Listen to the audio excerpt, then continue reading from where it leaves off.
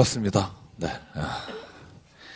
제가 요즘 중국 갔다 와서 제 삶의 모토를 정했는데요. 감사하면서 살자. 매 순간 무슨 일이 있든지 감사해보자. 여러분 어떻게 생각하십니까? 여러분도 좀 그렇게 하실 수 있겠죠? 네. 감사하면 모든 일이 감사의 제목으로 바뀌는 것 같아요. 사람의 마음에 따라서 이 모든 게 다 달라지는데 특별히 내게 닥치는 많은 일들 또 내가 만나는 사람들 이런 모든 것 때문에 내 마음이 흔들릴 때마다 먼저 감사하면 이게 참 감사의 길로 다 바꿔주시는 것 같아요. 요즘 이걸 체험하고 삽니다. 우리가 매일매일 체험하고 간증하기를 원합니다. 네. 또 뭐 보던 손님도 오늘 왔네요. 회원이. 반가워. 자, 12장 오늘 하반부 하고요. 오늘 걱정하지 마시고 왜냐하면 좀 마태복음 늦잖아요. 근데 왜 마태복음이 늦어도 되냐면요. 이제 마가복음, 누가복음, 요한복음은 저희가 마태복음하고 겹치는 내용들은 제가 이렇게 넘어가면서 아마 굉장히 빨리 진행이 될 거고요. 그래서 여러분 오늘 이 마태복음만 천천히 나가면서 나중에 마가, 누가, 요한을 여러분 생각나시도록 같이 연결해서 같이 이야기해 볼게요. 오늘 지난주에 여러분 귀신 이야기 했었죠.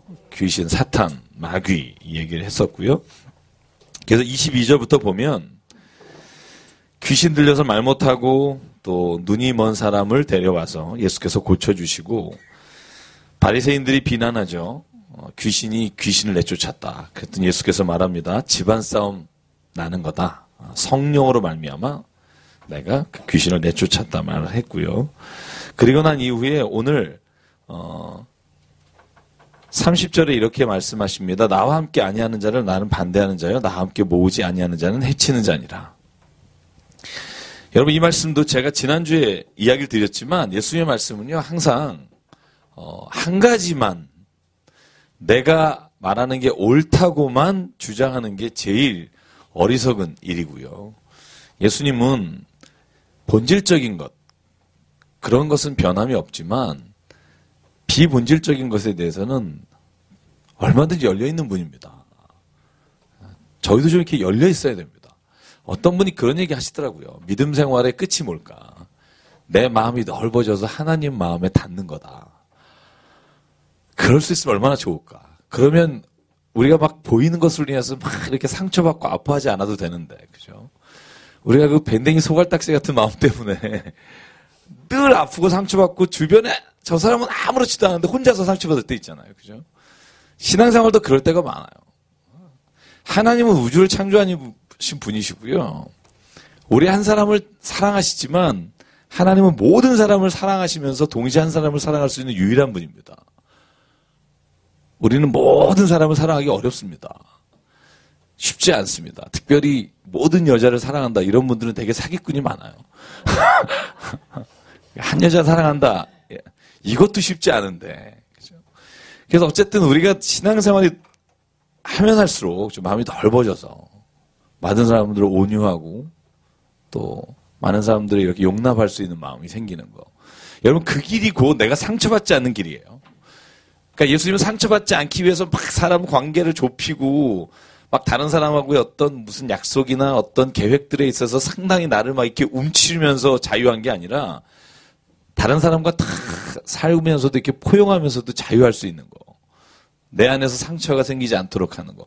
자, 여러분 그게 하나님이 주시는 성령의 은혜인 줄 믿습니다. 그게 성령의 은혜예요. 그래서 여러분 예수님 잘 믿는 사람, 정말 잘 믿는 사람은요. 저는 마음이 넓은 사람 같아요.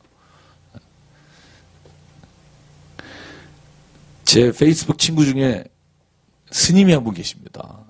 그분이 저에게 먼저 거셨어요. 친구하자고. 그래서 저는 얼떨결에 친구했어요. 그래서 가끔 그분이 글 올리는 거 읽어요. 그래서 가끔 걱정은 돼요. 또 어떤 분이 이 목사는 스님하고 또 친구를 했구나. 또 이럴까봐. 요즘 그런 일 많거든요. 뭐 교황하고 사진 찍었다고 한결주 목사님을 이단이라고 그러고 다원주의자라고 말하고 저한테 이렇게 올리는 분이 있어요. 그러니까 저는 그건 믿음이라고 보지 않아요. 아니, 우리가 그러면 누구랑 사진 찍어야 되는 거야? 우리 교인들하고만 사진 찍어야 되고. 아니, 하나님이 우리가 그 어떤 사람인들 만나서 우리가 그리스도의 사람으로 빛을 발하기를 원하시지. 우리끼리 만나가지고 우리끼리 행복하고 다른 사람들 다 내쫓기를 원하시는 분일까? 여러분, 그러면 예수님 여기 뭐하러 오셨겠어요? 가난한 자와 병든 자와 세리들, 그 세상에서 욕먹는 사람들하고 같이 함께 하시면서 욕먹는 이유가 뭐냐 하면 사랑하셨기 때문이거든요. 예수님의 사랑에는 제한이 없습니다. 제가 늘 말씀드리지만 심판은 사랑의 결과지 미움의 결과가 아닙니다. 제가 그런 것들을 좀 깊이 서로 이야기 나누면 좋겠고요. 그래서 오늘 보시면 알겠지만 이 말씀과 반대되는 예수의 말씀도 있어요. 너희들 내게 저 사람들 못 오게 하지 마라. 나를 반대하지 않는 자는 내 친구다. 예수님 이렇게 말하실 때가 있어요. 성경 본문에 그 말씀이 있습니다. 그러니까 상황에 따라서 예수께서는요, 바리새인들이 하는 말에 대해서 너희들이 너무 옹졸하게 생각하지 마라. 그렇게 말씀하시면서 오늘 주시는 말씀도 있고 그와 반대되는 말씀을 주실 때가 있는데 이것이 결코 하나님 안에서는 배타적인 말씀이 아닙니다. 우리가 아마 오늘 그 얘기를 발견하게 될 겁니다. 뒤에 그 얘기가 분명히 나오기 때문에. 자, 보십시오. 오해가 많은 절이 31절입니다. 같이 읽을까요? 시작.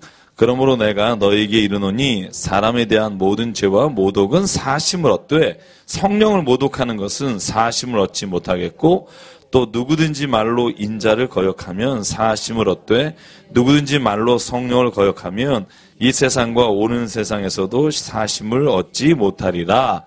아멘.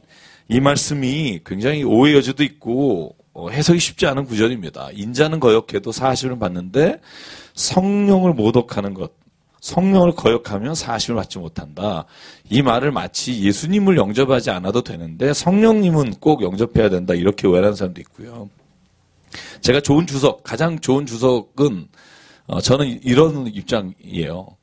이 말씀은 예수께서 지금 바리새인들과 자기와 함께하는 사람들이 심지어 나사렛에서 자기와 같이 자란 사람, 심지어는 제가 잘 모르겠지만 자기의 가족, 어떤 사람인지 모르지만 내가 지금 육신에 거해 있는 인자, 그 예수 그리스도를 그 자리에서 육신에 있을 때 믿지 못하는 사람이 있을 수 있다는 거죠. 그럴 수 있었을 겁니다. 그래서 왜 예수님 말하셨잖아요. 인자는 고향에서 대접도 받지 못하고 또 오히려 내가 기적을 많이 행한 데서 나를 오히려 믿지 못한다. 그런데 이러는 겁니다. 육신으로 나를 만난 사람이 나를 예수님이라고 받아들이지 않는다 하더라도 성령께서 증거를 주시는 것까지 거절하는 사람은 방법이 없다는 거예요. 성령이 구약에서 예언하시고 또한 성령이 예수님을 통해서 행하신 일과 성령이 예수님을 통해서 행하신 많은 것들을 성령이 증거하셨음에도 불구하고 그것을 내가 알므에도 있어 불구하고 거절하고 거역하고 그것을 모독하는 것은 사하심을 받기가 어렵다는 겁니다. 지금 우리가 예수님 보신 분 계시세요? 만나서 식사하시고 이렇게 좀 친하게 지내시는 분 없잖아요. 그죠? 사실은 바울도 예수님을 본 적이 없어요. 모르겠어요. 살아계실 때 뭐 혹시 지나가다 만난 적이 있을지 모르겠으나 예수님은 바울과 만난 기록이 없어요. 바울은 그러니까 바울이 되기 전에 사울은 사도행전 7장에 스데반이 죽을 때 그때 증인으로 처음 나오지. 그래서 사도 바울이 강조하는 게 뭔지 아세요? 육신이나 혈육이 아니라 나는 영적으로 하나님을 만났다. 예수를 만났다고 말합니다. 그런데 중요한 건 뭐냐면요. 보시면 알겠지만 육신으로 예수님을 만났느냐 안 만났느냐가 우리가 구원받거나 하나님의 자녀의 기준이 아니라요. 우리가 진정으로 예수 그리스도로 말미암아 자녀된 그 증거와 믿음이 있는 사람, 그것이 예수님께서 우리에게 기대하시는 거라는 거죠. 그래서 이 뒤에 나오는 내용이 뭐예요? 다 열매 맺는 거예요. 열매 맺는 거. 여러분 이게 얼마나 중요한지 모릅니다. 자, 33절. 나무도 좋고 열매도 좋다 하든지 나무도 좋지 않고 열매도 좋지 않다 하든지 해야지. 왜냐하면 열매는 그 나무에서 나오기 때문이다. 야, 그 사람 예수는 진짜 잘 믿는데 성격은 더럽더라. 이거 안 됩니다. 야, 예수님은 정말 열심히 믿고 교회 열심히 다니는데 사는 건 엉망이다. 우리 주변에 그런 사람이 있죠. 그러니까 제가 지금 이렇게 말씀드리는 건 호불호가 아니에요. 어떤 사람이 보기에 저 사람이 좀 나쁜 구석이 있다가 아니라 누구나 봐도 정말 예수님 믿는 증거가 하나도 없다. 그런 걸 성경에 비춰보면 그 사람은 예수님을 안 믿는 걸 수도 있다는 거예요. 여러분 이거 무서운 말입니다. 이 말이 예수님이 마태복음 7장에서도 강조하시고 13장에도 나오고요. 계속 나와요. 16장에도 나오고 25장인가요? 25장에도 나오고. 그러니까 중요한 건 뭐냐면요. 믿음은 열매로 말미암아 그 사람의 믿음을 증거할 수 있어요. 그 외에는 다른 방법이 없어요. 여러분 우리가 말로요. 나 예수님 믿습니다. 그 말로 예수님 믿습니다 하면은 믿는 건가요? 저는 그렇게 생각하지 않습니다. 네. 성령을 해방한다는 말하고요. 성령을 소멸시킨다는 말하고 다른 겁니다. 야, 참 어려운 얘기인데요. 성령을 회방, 성령을 모독, 성령을 소멸 뭐 이런 단어들이 있잖아요. 근데 저는 그 단어들 하나하나 구분하기는 어렵다고 보고요. 가장 중요한 게 뭐냐면 성령께서 내 안에 계시는데 이 성령의 뜻을 따르지 않아서 하는 거죠. 그것을 성령을 회방한다 혹은 성령을 모독한다고 말하는 거예요. 제가 우리 목요일날 제자반 이제 저희가 3기 하고 있는데 이제 반을 지났어요. 그때 제가 그림을 그려드렸어요. 성령이 내 안에 내재하시는 것과 성령 충만한 거에 차이가 있다. 우리가 그 구분을 잘 못하는데 성경은 계속 그거 구분을 해야 하거든요. 그러니까 성령은 다 받았잖아요. 왜냐하면 예수를 그리스도라고 고백하는 거 성령이 없이는 누구도 고백할 수 없잖아요. 그러면 예수님을 내가 믿었어요. 그러면 실제로 이게 의자라고 제가 그림을 잘 못 그리니까 의자라고 봤을 때 성령이 내 안에 들어오신다 하는 건 성령은 거룩한 영이고 좋은 영입니다. 그래서 악한 영에 반대되는 말입니다. 그 예수님이 내 안에 들어오셨어요. 그죠? 예전에는 예수님이 내 안에 있지 않고 예수님이 밖에 계셨어요. 근데 예수님이 내 안에 계셔요. 이게 곧 성령이 내 안에 들어오셨다는 건데 여전히 내 삶의 주인은 나예요. 이거를 성령 체험했다고 말하고 성령이 내재하신다고 말해요. 성령이 임했다고 말해요. 그런데 성령이 충만한 건 아닙니다. 성령이 충만하다고 말하는 걸 뭐라고 말하느냐? 이 CCC를 시작하신 빌 브라이트 목사님이 하신 아주 고전적인 그림입니다. 처음 보시는 것 같이 그러지 마시고요. 네. 중국의 10단계 이거 굉장히 유명한데요. 성령 충만하는 것은 내 삶의 중심이 성령이 되시고 그리스도의 말씀이 중심이 되시고 나는 그 말씀에 순종하는 사람이 되겠다. 다른 표현에 의하면 나는 한 권의 사람이 되겠다. 예수의 말씀의 사람이 되겠다. 그리고 그 말씀에 순종하는 게 성령 충만의 상태고요. 그래서 성령을 회방한다, 성령을 모독한다 이 말은 성령이 끊임없이 나에게 이렇게 하라고 말씀하시는데도 불구하고 그것을 거절하고 거역하고 그것에 따라 살지 않는 것을 성령을 거역한다고 말하고요. 소멸한다는 말도 마찬가지예요. 우리가 성령을 막 없애고 소멸하는 게 아니라 성령의 말씀에 귀굴이 아니면 성령은 제게서 계속 무뎌지는 거죠. 그런 것을 말한다고 생각합니다. 그래서 오늘 보면요. 예수님 심한 말 합니다. 독사의 자식들아. 같이 읽을까요? 34절. 저만 괜히 나쁜 말 하는 것 같아서. 같이 읽죠. 시작. 독사의 자식들아. 너희는 악하니 어떻게 선한 말을 할 수 있느냐? 이는 마음에 가득한 것을 입으로 말함이라. 자, 예수님은요. 이 말 무지 많이 하신대요. 특별히 15장 18절 보실까요? 15장 18절. 성경을 넘겨볼까요? 자, 이 말씀과 비슷한 말씀 하시는데 같이 읽어볼게요. 시작. 입으로 나오는 것들은 마음에서 나오나니 이것이야말로 사람을 더럽게 하느니라. 그렇죠? 자, 보십시오. 예수님이 이렇게 말하는 거예요. 입으로 나오는 거. 우리가 보통 이러죠. 읍스 뭐 이러잖아요. 그죠? 나는 원래 이런 사람이 아닌데. 근데 성경으로 말하면 네가 그런 사람이라 그런 말을 하는 거다. 나는 그런 사람이 아닙니다. 내가 실수한 겁니다. 근데 예수님이 이렇게 말하는 거죠. 마음에 있는 악한 것이 나오는 거지. 네 원래 없던 것이 나오는 게 아니다. 그래서 운전할 때 자기를 돌아보라. 나오잖아요. 당신 마음에 있는 겁니다. 당신이 잘 포장하고 산 거고 당신이 사람이 있으니까 그렇게 보이지 않으려고 애쓴 거지 아무도 없는 그 자리에서 당신이 한 입에 나온 게 당신입니다. 저는 그래서 늘 새벽 예배 나오는 그 운전대 붙잡고 회개할 때가 많아요. 그러니까 예수님이 이렇게 보는 거예요.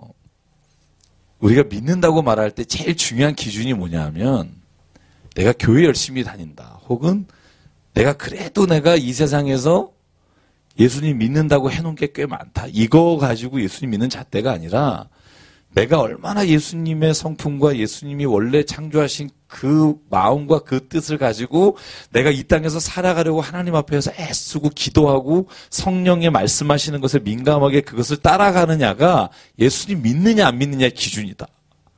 만약에 그 노력이 없고 애씀이 없고 근심이 없고 그거를 위해서 내 안에 애절함이 없으면 내 안에서 예수께서 성령 안에서 할 수 있는 일이 아무것도 없는 거예요. 그런 생각 안 하세요?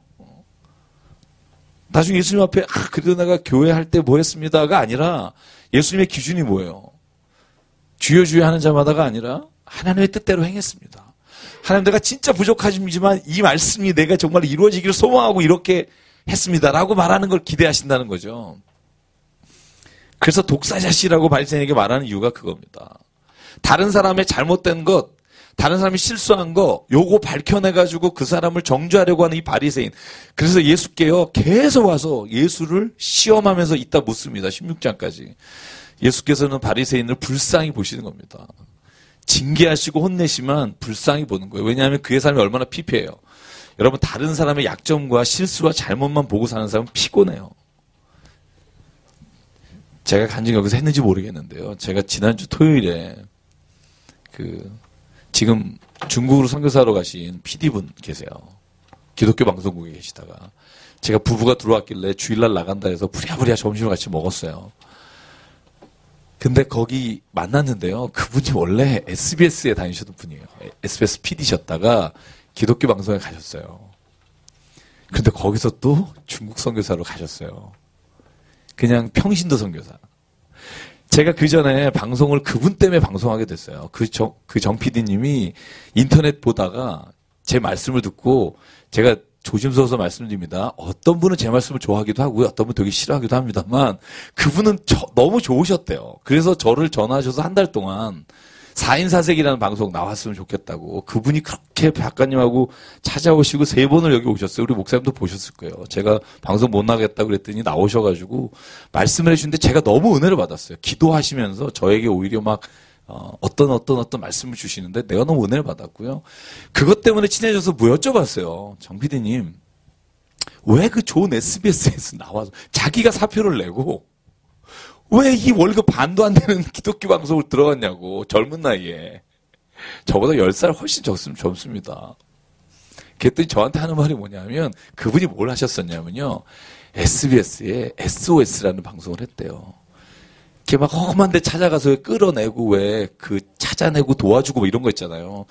그 2년을 했는데 자기의 마음이 어떻게 변하냐 하면 방송에 안 나오는 일이 너무 많대요. 그러니까 막 그 주인을 협박하고 막 이래가지고 어떻게든지 그 사람을 방송이 되게끔 2년 동안 하면서 자기가 깨달은 게 있는데 내가 나쁜 것만 보고 나쁜 걸 찾아내고 나쁜 사람에게 더 악하게 해서 그걸 방송을 하다 보니까 내 안이 피폐해서 더 이상 하나님을 믿을 수가 없더라는 거예요. 어느 날 하나님이 그러시더래요. 너 이거 하려고 나한테 PD가 되니? 그러면서 기독교 방송을 간 거예요. 근데 참 죄송한 말이지만 그분이 그러는 거예요. 기독교 방송은 좀 다를 줄 알았대요. 근데 본인이 생각한 것보다 이게 진짜 막 선한 것과 의로운 것과 주의 일을 막 할 줄 알고 갔는데 사실은 거기서도 이런 방식이나 이런 것들에 대해서 기도하다가 하나님의 과기대에 있죠. 연변의 과기대를 한번 부부가 방문할 기회가 있어 갔는데 하나님이 거기를 딱 보여주시면서 내가 이곳에서 젊음과 인생을 바칠 것이라고 가서 1년 만에 들어오셔서 제 뵀는데요. 얼굴이요 천사같이 됐어요. 정말 월급은 SBS의 5분의 1도 안 돼요. 제가 말하면 여러분, 10분의 1이 안 돼요. 10분의 1이. 그런데, 그 애기하고 그 부인하고 얼굴이요. 와, 저한테 얼마나 자랑을 하나 하면요. 저도 그래서 3월에 갑니다. 거기 한번 설교 부탁하셔가지고, 뭐 3월이 될지 4월이 될지 제가 좀 늦게 달라고, 늦게 부탁을 드린다고 그랬는데, 얼굴 보면서요, 와, 진짜 그런 생각이 드는 거예요. 야, 진짜 이 선한 마음을 가지고 어떤 일을 하면 그 얼굴이 변하는구나. 저는 그 얼굴 보고요, 내가 가겠다 그랬어요. 한번 내가 부르시면 언제든지 내가 가겠다. 멀지 않으니까. 여기서 1시간 반이면 가니까 내가 당일이라도 갔다 오겠다.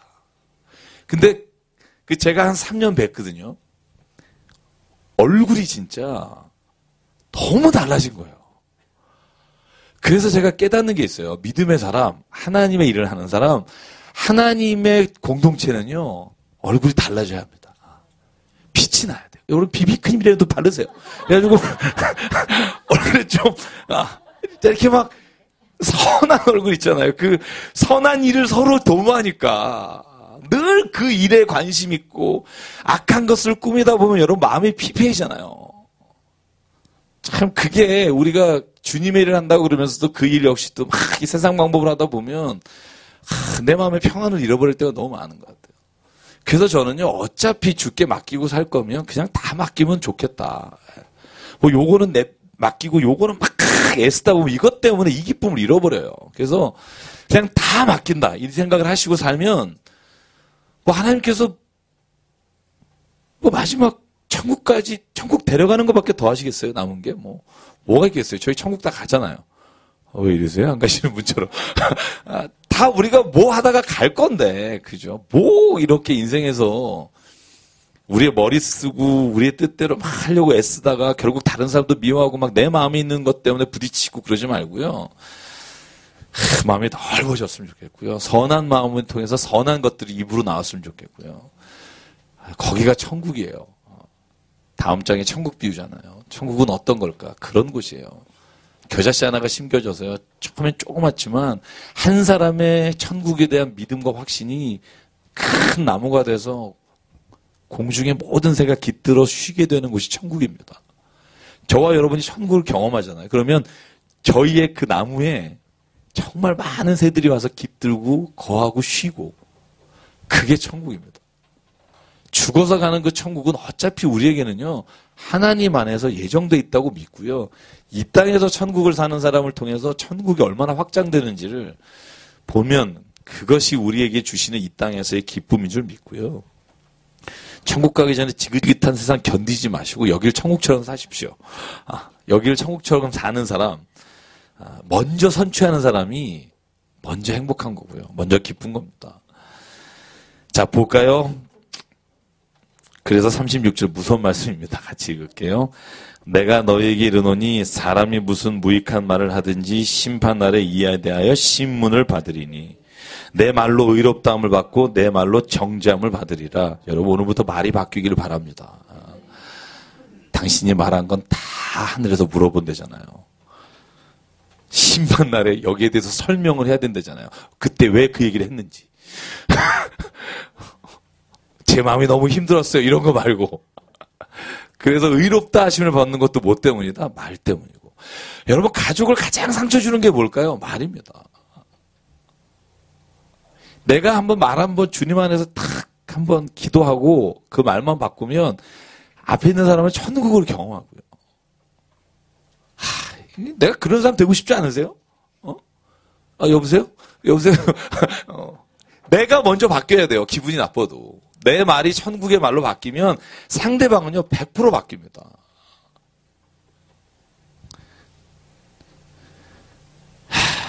그래서 참 저도 이제 이걸 위해서 기도하는데요. 정말 좋은 말 그런 말들을 우리가 늘 하기를 간절히 바라고요. 만약에 좋은 말을 못했으면 그 말을 왜 했는지를 꼭 말할 수 있는 사람이 되십시오. 가셔서 자, 38절부터 볼게요. 표적에 관한 말씀입니다. 서기관과 바리새인 중 몇 사람이 선생님 우리에게 표적을 보여주십시오. 39절 예수님 말씀하십니다. 같이 읽을게요. 예수께서 대답하여 이르시되 악하고 음란한 세대가 표적을 구하나 선지자 요나의 표적밖에는 보일 표적이 없느니라. 16장 4절 보실래요? 자, 16장 4절을 보시면 예수님께서 또 표적을 묻는 사람들에게, 바리새인들에게 똑같은 얘기를 하십니다. 4절 같이 읽을게요. 시작. 표적을 구하나 요나의 표적밖에는 보여줄 표적이 없느니라 하시고 그들을 떠나가시니라. 여러분, 이거요, 요나의 표적 뭘까 하는 겁니다. 뒤에도요, 바리새인들이 이렇게 말하는 본문이에요. 16장은 예수께서 병자를 다 고치십니다. 귀멍거리 고치시고 모든 육신의 질병을 고쳐요. 그러니까 바리새인들이 이렇게 말해요. 야, 그런 거 말고 하늘의 표적을 보여봐. 하늘의 표적이 뭘까요? 이런 겁니다. 여러분, 자연이나 아니면 특별한 사람과 관계되지 않은 엄청난 일들을 보여보라는 거예요. 예를 들면 여호수아 해가 머문 일, 그죠? 갈멜산에 불덩이가 내린 일, 뭐 이런 거. 하늘의 표적을 좀 보여봐. 그때 예수께서 하실 말씀이 그거예요. 요나의 표적 외에는 보여줄 게 없다. 이 말엔 여러 가지 의미가 있는데요. 첫째는 뭐냐 하면 이미 과거에 보여준 표적도 믿지 않으면 지금 보여주는 표적을 믿을 리가 없다는 겁니다. 제가 지난주에도 말씀을 드렸잖아요. 우리가 한번 보여봐, 보이면 믿을게. 이런 사람 절대로 안 믿어요. 그 사람은 보여주면 또 얘기를 합니다. 야, 그거 이렇게 했잖아. 다른 거 해봐. 예수께서는요, 첫 번째, 이미 요나에게 보여준 표적으로 충분하다는 말씀을 주시고 싶은 거고요.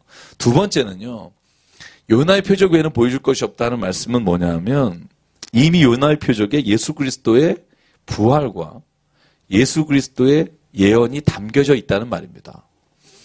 요나가 다시스로 가다가 고래 뱃속 혹은 큰 물고기 뱃속에 들어가서 3일 있다가 다시 니느웨로 가시잖아요. 그죠?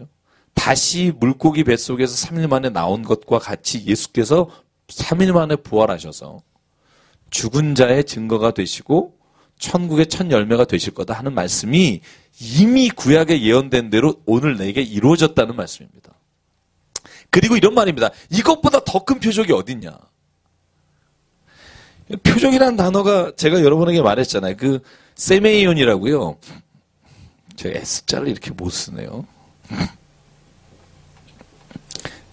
이 단어가 뭐냐면 영어로 하면 사인이에요. 미라클이 아닙니다. 그러니까 기적을 보여주는 게 아니라 하나님이 말씀하신 표적을 보여주는 거예요. 사인을 보여주신 거예요. 그러니까 사인을 보고도 알 수 있는 거죠. 믿음 있는 사람은. 저는 예수님 진짜 매력적인 사람이라고 생각해요. 정말 저는 성경을 읽으면 읽을수록 특별히 마태복음을 읽어서 무슨 생각했냐면 야, 예수님 진짜 멋있다. 바리새인들 앞에서도 굴하지 않으시고 약간 이렇게 그들이 묻는 질문에 아주 대답하시는 것도 너무너무 능숙하시고 때로는 치셨다가 때로는 얼렸다가 특별히 이 표적에 관한 말씀을 말씀하실 때 예수님은 표적을 구하는 자들이 나를 따라오지 않는 자가 너무 많다는 걸 이미 아십니다. 그래서 여러분 앞에서 우리가 봤잖아요. 만약에 이 표적을 두루와 시돈에서 행했으면 구원받을 사람이 진짜 많았을 텐데 너희는 표적을 많이 봤음에도 불구하고 믿지 않는다. 그래서 여러분 표적은요. 여러분이 이미 아시고 들은 표적으로 충분합니다. 표적 단위로 돌아다니지 마십시오. 그거는 또 하나의 재밌거리를 찾는 거지 믿음을 찾는 게 아닙니다. 믿음은 재밌거리가 아닙니다. 믿음은 사는 겁니다. 내가 믿었으면 그렇게 살기 시작할 때 그때 경험하고 체험하는 게 간증이 되는 거고요. 늘 표적을 따라다니고 기적을 따라다니는 사람에게는요. 기쁨과 감사와 간증이 없습니다. 본 간증만 많아요. 말만 많아요. 어디 갔더니 누가 뭐 하더라. 그게 인생에서 얼마나 뭐가 중요한지. 오늘 내 삶에 하나님이 한 가지라도 변화시켜 주시는 게 기적입니다. 그것보다 더 큰 기적이 어디 있어요? 제가 말씀드렸지 칼바르트가 말한 것처럼 내가 이기적이고 독선적이고 욕심 많고 정욕을 따라 사는 자가 예수를 그리스도로 고백하면서 예수님을 만나서 내 인생의 삶이 변한 게 이 세상의 가장 큰 기적이라고 말한 것처럼 그거보다 큰 기적이 어디 있습니까? 나 하나의 뭐 아무것도 고치지 못하고 변화시키지 못하는 믿음을 여러분 뭐에 써먹을 겁니까? 예수님은 능히 고치시는 줄 믿습니다. 예수님은 능히 바꾸실 수 있습니다. 근데 나에게 그것이 이루어진 것이 간증이 돼야 하고요. 그것도 무슨 드라마틱한 간증만 생각하시지 마십시오. 어디 올라가서 막 강대상에서 할 간증 생각하지 마시고요. 오늘 나에게서 요만한 거 내가 못 고쳤던 거 바꾼 거 여러분 이걸 주님 안에서 기쁨으로 여기기 시작하면 삶의 모든 부분이 바뀝니다. 그때부터 세상이 달라집니다. 저는 그 체험이 신앙 사건이고 신앙 체험이라고 믿어요. 표적을 구하러 다니는 게 아니라 내게 일어나는 그 한 가지 일에 당신이 하나님 앞에서 표적을 삼으십시오. 40절에 말하잖아. 요나가 뭐라고요? 밤낮 사흘 동안 큰 물고기 뱃속에 있던 같이 인자도 밤낮 사흘 동안 땅속에 있으리라. 그리고 말합니다. 오히려 유대인들이 하나님을 버렸고 예수를 버렸기 때문에 이방인들을 선택하실 것이다. 이게 41절, 42절. 같이 읽을게요. 시작. 심판때에 니느웨 사람들이 일어나 이 세대 사람을 정죄하리니 이는 그들이 요나의 전도를 듣고 회개하였음이거니와 요나보다 더 큰 이가 여기 있으며 심판때에 남방 여왕이 일어나 이 세대 사람을 정죄하리니 이는 그가 솔로몬의 지혜로운 말을 들으려고 땅끝에서 말씀이거니와 솔로몬보다 더 큰 이가 여기 있느니라. 아멘. 자 보세요. 니느웨 사람들, 아수르 사람들이잖아요. 남방 여왕, 여러분 스바의 여왕입니다. 원래 스바라는 게 아프리카잖아요. 에티오피아의 여왕입니다. 그러면 그 이방의 사람들이 심판 날에 오늘 본문을 보면 뭐라고 돼 있어요? 이 세대 사람, 유대인들을 오히려 심판하는 자리에 있다는 거예요. 정죄하게 된다는 거예요. 왜냐하면 그들은 요나의 전도에도 회개하였고 솔로몬의 지혜를 구하러 그 먼 곳에서 왔다는 거예요. 여기에 있는 사람들은 오히려 예수님을 찾지 않지만 그 먼 곳에서 하나님의 의와 뜻을 구하면서 살아온 그 사람들. 그런데 지금 그 솔로몬과 요나보다 더 큰 이가 말씀하시는데도 회개하지 않는다는 거죠. 바리새인과 서기관들과 사두개인들은 예수를 어떻게 하면 죽일까 모이잖아요. 앞으로 계속 17장까지 반복됩니다. 그러니까 여기 있는 세대보다 오히려 이방인들에게 하나님은 전도의 문을 여실 것이다. 이따가 보면 그래서 가나안 여인과의 대화가 굉장히 재미있는 예가 돼요. 보겠습니다. 이것 꼭 기억하십시오. 43, 44, 45. 같이 읽을게요. 시작. 더러운 귀신이 사람에게서 나갔을 때 물 없는 곳으로 다니며 쉬기를 구하되 쉴 곳을 얻지 못하고 이에 이르되 내가 나온 내 집으로 돌아가리라 하고 와보니 그 집이 비어 청소되고 수리되었거늘 이에 가서 저보다 더 악한 귀신 7을 데리고 들어가서 거하니 그 사람의 나중 형편이 전보다 더욱 심하게 되느니라. 이 악한 세대가 또한 이렇게 되리라. 아멘. 제가 말씀드렸죠. 그죠? 마음을 깨끗이 비우지 마십시오. 마음을 깨끗이 비우면 나갔던 귀신이 7귀신 데리고 들어온다 그러잖아요. 이게 재밌는 표현입니다. 제가 지난주에 설명했잖아요. 그죠? 사람의 욕망은 없어지는 게 아니다. 그래서 여러분 왜 마약이나 이런 거 해보신 분 없을 거 아니에요. 그죠? 프로폴 그거요. 한 번 맞으면 그죠? 다음에 그 똑같은 기분을 느끼려면 횟수가 더 잦아야 되고 강도가 세져야 예전에 그만큼을 느끼잖아요. 그죠? 마찬가지인 거예요. 우리의 마음이 깨끗하게 비어 있을 수가 없어요. 어차피 그 자리는 뭔가로 채워져야 사람은 살아갈 수 있어요. 미움이라도 있어야 견뎌요. 왜 저만 이상하게 봐요? 그러지 않아요? 누군가 나를 막 상처 주고 그러면 미워하는 마음이라도 있어야 살아요. 그걸로 버티는 사람이 얼마나 많아요. 저거 내가 잘 돼서 내가 나중에 이런 거 있잖아요. 그죠? 사람이요. 그래서 아예 처져서 막 사는 것보다 그런 마음으로 버티는 사람도 있어요. 그러니까 이 마음은요. 뭔가로 채워져야 되는데 어차피 채울 거면 오늘 예수 그리스도가 우리에게 하시는 말씀입니다. 여기를 성령으로 채우고 선한 것으로 채우고 은혜로 채우고 감사로 채우고 기쁨으로 채우면 다른 것들이 들어오질 못한다는 거예요. 그런데 이 안에 기쁨도 없고 감사도 없고 예수가 믿는 것 같기도 하고 안 믿는 것 같기도 하고 그냥 가면 이 마음에 언젠간 더 강한 미움과 더 강한 질투로 당신이 믿고 있는 신앙마저도 확 앗아간다니까요. 저는 그런 경험이 있어요. 여러분은 선하시니까 그런 경험이 없을지 모르지만 내가 예수 안에 완전히 내 삶을 의지하고 살아가지 않으면 그 안에 내가 버티기 위해서 무엇인가가 이 안에 들어와야 돼요. 그걸 오늘 예수님은요 7귀신이라는 표현을 씁니다. 그러니까 예수님 앞에 살아갈 때는요, 그분에게 맡겨야지 대충 내 안에서 타협하기 시작하면요, 더 힘들어집니다. 그래서 오늘 이 말씀을 꼭 기억하십시오. 내 마음은 채워져야 합니다. 채우려면 하나님 것으로 먼저 채우십시오. 그러면 다른 것들은요, 물러날 뿐만 아니라 들어올 공간이 없다는 거죠. 늘 사탄은 우리의 마음을 넘어뜨리려고 합니다. 왜? 제가 지난주에 말씀드린 것처럼 사탄은요, 하나님을 거역한 자이기 때문에 우리도 하나님을 거역하기를 원하고요. 그 삶이 기쁨이라고 말하지만 거기에는 진짜 기쁨이 없다는 거죠. 이에 가서 7 귀신을 데려온다고 써 있는 걸 기억하시기 바라고요. 46절과 50절에 그래서 예수님이 말합니다. 예수님의 어머니하고 동생들이 왔는데 예수가 말씀하시죠.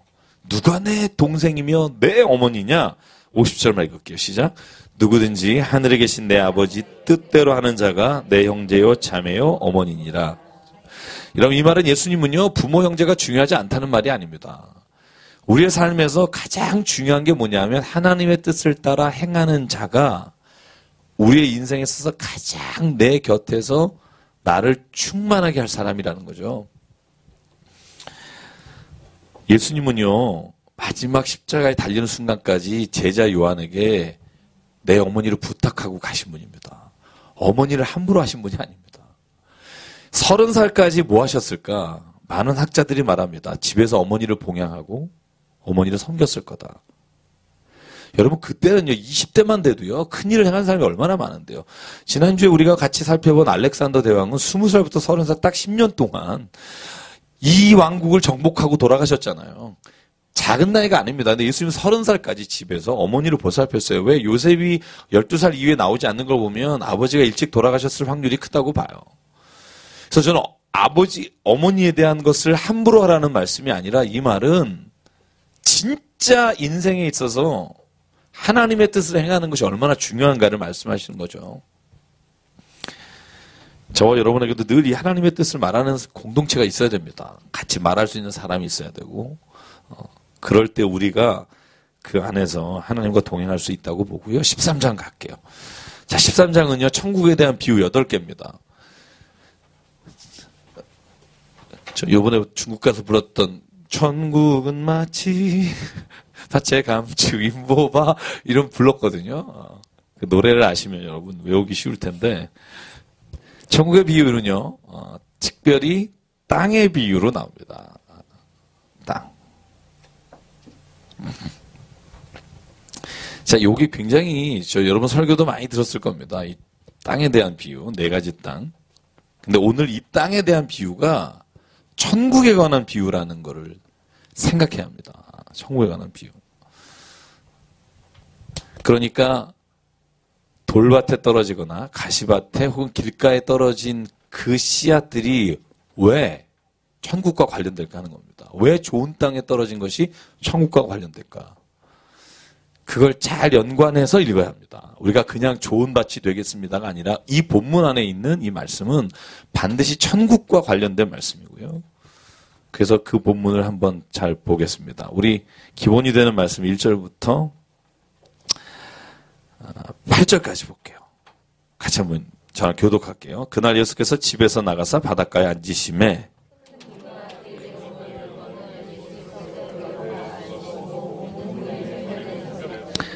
예수께서 비유로 여러 가지를 그들에게 말씀하여 이르시되 씨를 뿌리는 자가 뿌리러 나가서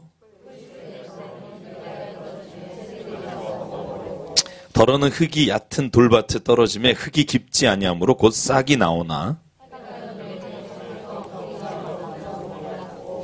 더러는 가시떨기 위에 떨어짐에 가시가 자라서 기운을 막았고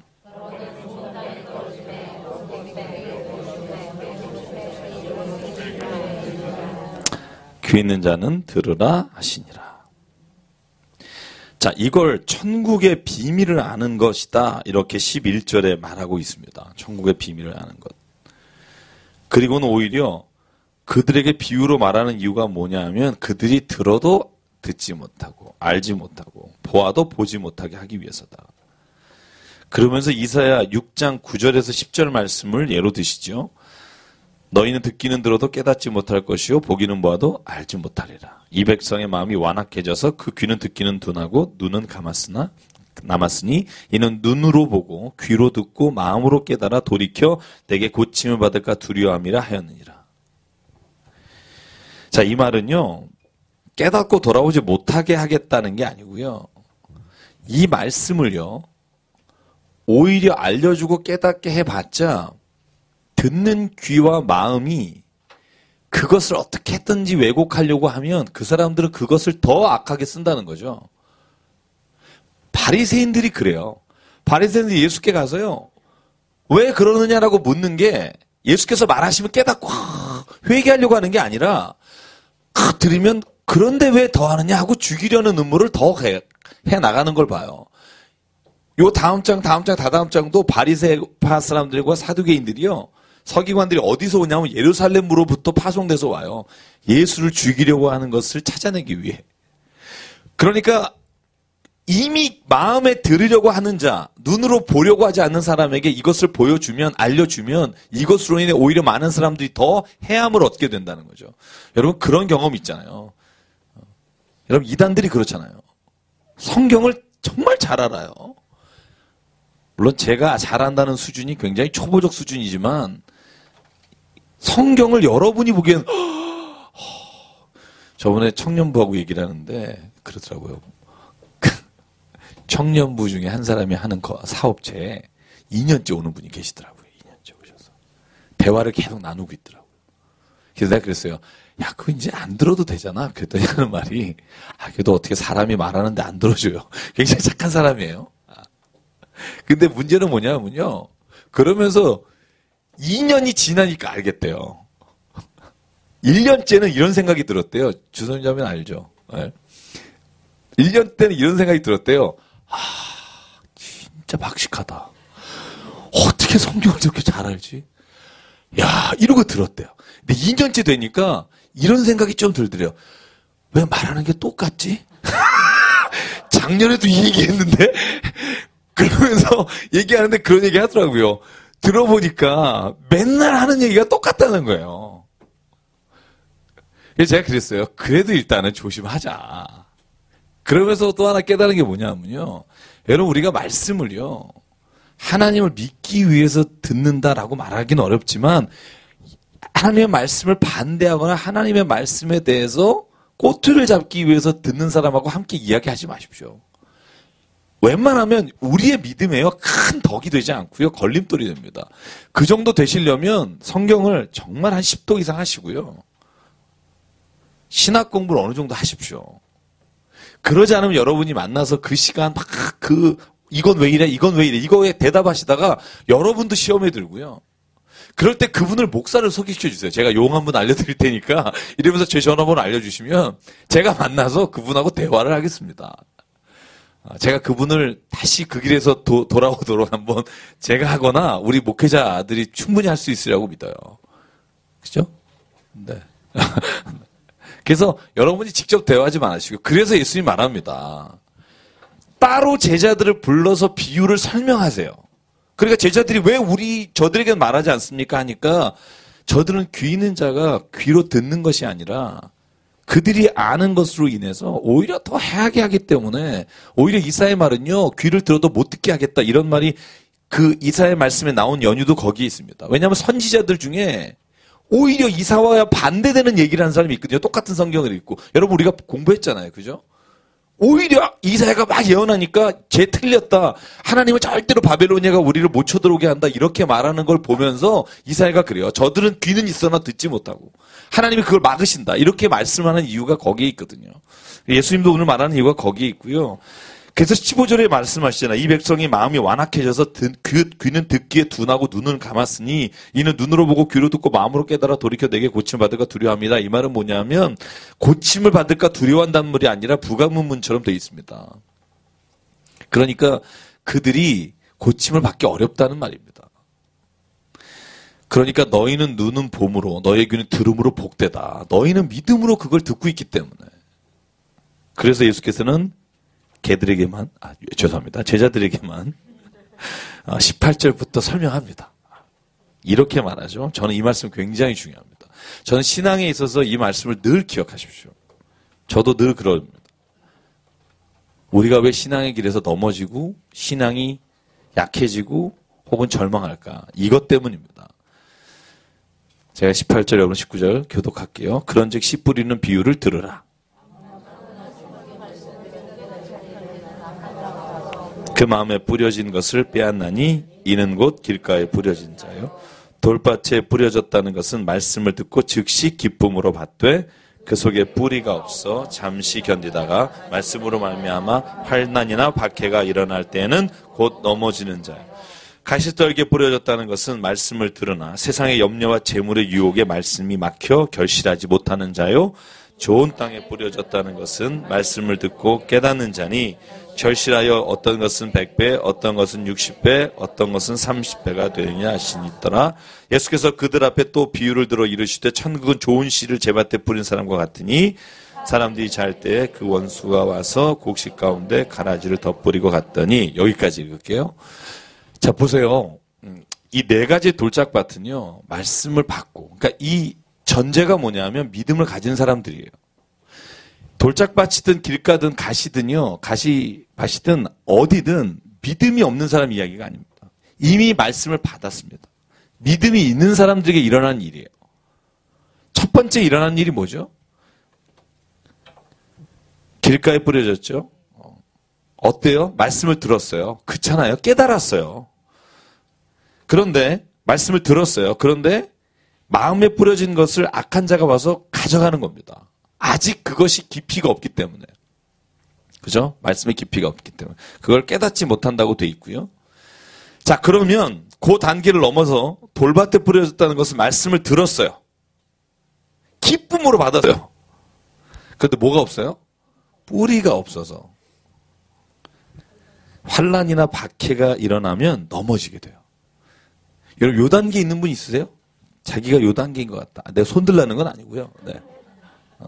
발을 찌그시 두 발을 뻗어보세요. 난 여기다. 나는 환난이나 박해가 오면 나는 언제든지 넘어질 준비가 돼 있다는 거죠. 왜냐하면요. 신앙의 뿌리를 낸다는 게 뭘까요? 한번 생각해 봤어요. 저는 신앙의 뿌리를 낸다는 게 뭘까? 뿌리를 낸다? 뭘까? 뭐 같아요? 저는 말씀에 있는 거라고 생각해요. 말씀. 말씀에 뿌리를 두지 못한 신앙은요, 넘어집니다. 표적을 따라 사는 거, 이거 뿌리가 아닙니다. 바람에 흩날리는 것 같아요. 우우 몰려다녔다가. 제가 늘 말씀드립니다만, 예수가 갈릴리 해변가에서 5,000명 먹이실 때 앉았던 사람들이요, 바나바하고 예수님 중에 누구를 구해줄까 할 때, 거기서 소리 지르는 애들도 제가 오늘 애들이 이렇게 많이 나오죠? 그 사람이 그 사람이라는 거예요. 밥 먹을 땐 좋죠. 그런데 어차피 잡혀가서 끌려가고 채찍에 맞아서 피 졸졸 흘리고 있는 거 보니까 어차피 저 사람은 우리를 이제 구원하기 끝난 것 같으니까 차라리 열심히 혁명당에 있는 바라바나 나와서 우리를 로마로부터나 구해줘라 하는 거죠. 그죠? 그러니까 말씀에 뿌리를 둔 신앙이 왜 중요하냐면요. 우리가 말씀을 모르면 우리가 세상으로부터 오는 것 혹은 이 세상이 우리를 믿음으로부터 흔들게 하는 것들에 대해서 자꾸 이렇게 마음이 간다는 거예요. 그래서 여러분 환난이나 박해가 일어날 때 넘어지지 않는 신앙은요. 말씀에 뿌리를 둔 어느 용한 목사님이 아니에요. 여기 착각하지 마십시오. 아주 뛰어난 목사님 제가 제 이름 말하려고 하다가 화낼까봐. 어쨌든 어느 제가 누굴 말할지 몰라서 그죠? 어느 목사님은 아니에요. 우리가 말씀에 그죠? 그러니까 저도 만약에 말씀을 읽고 이렇게 같이 나누다가 제가 잘못 보는 게 있을 수 있다니까요. 그래서 제가 최대한 애쓰고 노력하지만 그런 게 있으면 같이 얘기를 나누는 게 그거예요. 혹시 그래서 저도 질문하시면 전 집에 가서 반드시 찾아봅니다. 찾아보고 혹시 내가 잘못 읽지 못한 게 있나? 왜냐하면 우리가 서로 그거 두려워해야 됩니다. 어느 사람이 강조하고 있는 게 아니라 말씀이 강조한 게 뭔가를 봐야 되고요. 그게 뿌리를 두면 우리가요 환난이나 박해가 일어나도요 절대 굴하지 않는 신앙이 될 수 있습니다. 그 다음에 뭐예요? 가시떨기죠. 말씀을 들었어요. 자, 이제 점진적입니다. 정치법이라고 하죠. 말씀을 들어서 기뻤어요. 돌짝밭은. 근데 여기는 말씀을 듣고 세상의 염려와 재물의 유혹이 말씀이 막혀버립니다. 자, 보십시오. 믿음으로 말미암아 말씀을 들었습니다. 그런데 염려와 재물의 유혹, 이게 뭘까요? 저는 이걸 한마디로 하면 욕심이라고 생각해요. 욕심. 욕심은요, 우리의 믿음을 빼앗아가는 가장 큰 원인이라고 생각합니다. 오죽하면 욕심이 잉태한 즉 죄를 낳고 죄가 장사한 즉 사망을 낳았다 그러겠어요. 야고보서에 보면 욕심에 관한 말씀이 참 많습니다. 욕심을 내려놓으라. 또 막 욕심 얘기 막 내려놔 그러면 또 어느 종교하고 비슷하다 이런 분이 있어요. 성경에 나오는 거예요. 성경에. 모든 사람의 사는 세상에 있어서 마음의 평안을 주는 일은 욕심을 내려놓는 일입니다. 그것이 종교와 상관없어요. 특별히 예수님이 그것을 강조하시잖아요. 낮은 자가 되라. 이따가 마태복음 16장에 예수께서 왜 베드로의 고백을 들으시고 딱 논쟁하신 맨 마지막에 뭐라고 그래요? 누구든지 섬김을 받으려 하면 섬기는 자가 되고 너희가 낮아져라. 그러면 그때야 비로소 우리의 삶에 진짜 중요한 게 뭔지를 보게 된다는 거예요. 욕심이 가득하면요, 우리의 삶에 진짜 중요한 걸 못 봅니다. 왜? 그거에 목숨 걸기 때문에. 여러분 그런 경험 없으세요? 내가 이거 해야지 그러면 내 인생에서 진짜 중요한 걸 보지 못하게 되고요. 이거를 내가 아예 내려놓는 그 순간에 내가 진짜 중요한 게 뭔지 볼 수 있어요. 예수는 뭐라 그래요? 너의 생명이라 그러거든요. 진짜 생명. 너가 거짓으로 포장한 생명 말고 너가 몸못으로 해서 싸서 막 둘러서 지키려는 생명이 아니라 하나님이 주신 그 본원적인 생명. 여러분 생명은요. 그 있는 그 자체가 행복하고 기쁘고 살아있어요. 왜 우리가 그 생명이 기쁘지 않냐면 그 생명 자체가 지금 죽어있기 때문에 그렇습니다. 하나님의 영을 생명이 만나면 기쁘고 팔딱팔딱 뛰어요. 보여드릴 수도 없고. 여러분 세상의 염려와 재물의 유혹, 욕심입니다. 이것으로 인해 말씀이 막혀 결실하지 못하게 될 때가 있고요. 제가 아까 말씀드린 제가 그 PD님을 보면서 그런 생각 정말 많이 했어요. 제가 여기서 그 월급을 정말 말씀드리고 싶지만 제가 방송에 나가서 못 드리는데요. 이렇게 들으면서요. 근데 하나도 안 불편해 보이는 거 있죠. 하나도 안 힘들어 보이고. 그래서 제가 그런 생각했어요. 나는 그보다 훨씬 더, 그래서 그분에 비하면 훨씬 더 많은데도 풍요하지 못하거든. 돈이 많은데 풍요하지 못해요. 그리고 내가 누리는 건 많은데 내 안에서 그것으로 인해 만족함이 없고. 그게 허망한 삶이죠. 가진 거 다른 사람이 보기에는 적지만 아주 풍족하고. 그죠? 다른 사람이 보기에는 내가 어떤 내 이름으로 뭐가 돼 있는 건 별로 없지만 내가 늘 만족하면 어떤 사람이 진짜 행복한 걸까? 성경은요. 만족한 사람이 행복하다고 말해요. 만족한 사람. 그래서 좋은 땅 같이 읽을게요. 다시 한 번만. 시작. 좋은 땅에 부러졌다는 것은 말씀을 듣고 깨닫는 자니 결실하여 어떤 것은 100배, 어떤 것은 60배, 어떤 것은 30배가 되느니라 하시더라. 자, 요약하면 열매를 맺는 겁니다. 열매를. 어떤 삶이, 어떤 신앙이 진짜 말씀을 잡고 그 안에서 기뻐할 수 있는가? 열매를 맺는 거예요. 열매. 신앙의 열매를 맺어보십시오. 그러면 그 열매 때문에 행복합니다. 내 주변의 상황들이 아니라 그 열매를 바라보는 기쁨이 있고요. 그래서 여러분 이 비유가 왜 천국의 비유냐? 우리가 마지막 때에 하나님의 나라를 기대하는 사람은 세상에 있는 환난과 염려와 근심과 재물로 인해 우리가 궁극적인 하나님의 나라를 포기하지 않고 오히려 그 하나님의 나라 때문에 이것들을 포기할 수 있다는 거예요. 우선순위가 바뀌는 거예요. 여러분 오해하지 마십시오. 100배, 60배, 30배가 그러니까 잘 생각해 보십시오. 이 땅에서 받는 거라고 생각하기만 합니다. 우리는. 내 시작은 미약하였으나 심히 창대하리라. 그죠? 오늘 천국의 비유를 보면 뭐예요? 그게 꼭 이 땅이 아닐 수 있다는 것을 알아야 합니다. 왜? 이따 나오는 비유 중에 다 그런 거예요. 어떤 사람이 보물이 그 땅에 숨겨진 걸 알고 자기의 모든 보화를 팔아 그 땅을 사는 거예요. 왜? 거기에 뭐가 있으니까. 금은 보화가 있으니까. 그게 말하자면 성경이 보는 열매예요. 그러니까 내가 그걸 정말 믿으면 이 땅에 있는 것이 보잘것 없어지지만 정말 그게 보잘것 없으면 이게 너무너무너무 나한테 중요하잖아요. 우선순위를 바꾸는 게 좋은 땅에 있는 열매 이야기입니다. 그래서 오늘 보세요. 천국은 좋은 씨를 제밭에 뿌린 사람과 같다. 뿌렸습니다. 그런데 원수가 와서 가라지를 거기에 뿌렸습니다. 싹이 나고 결실할 때 가라지도 보입니다. 자, 27절 집주인이 종들이 와서 말하되 주여 밭에 좋은 씨를 뿌리지 아니었나이까. 그런데 가라지가 생겼습니다.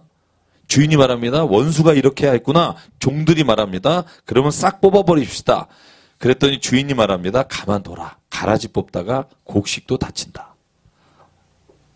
둘 다 추수 때까지 함께 자라게 두라. 추수 때 내가 추수꾼들에게 말하기를 가라지는 먼저 거두어 불타게 하고 곡식은 모아 내 곡간에 넣을 것이다.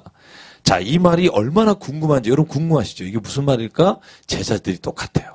그래서 묻습니다. 어디서 묻죠? 제자들이 36절에 묻습니다. 밭의 가라지가 무슨 얘기인지 얘기 좀 해주십시오. 그러니까 예수님이 설명을 해줘요. 뭐라고 말하죠? 좋은 씨는 뿌리는 사람은 인자요. 밭은 세상이요. 좋은 씨는 천국의 아들들이요. 가라지는 악한 자의 아들들이요. 가라지를 뿌린 원수는 마귀요. 추수할 때는 세상의 끝이요. 종말, 심판 때. 추수꾼들은 누구다? 천사들이니. 요한계시록에 나오죠.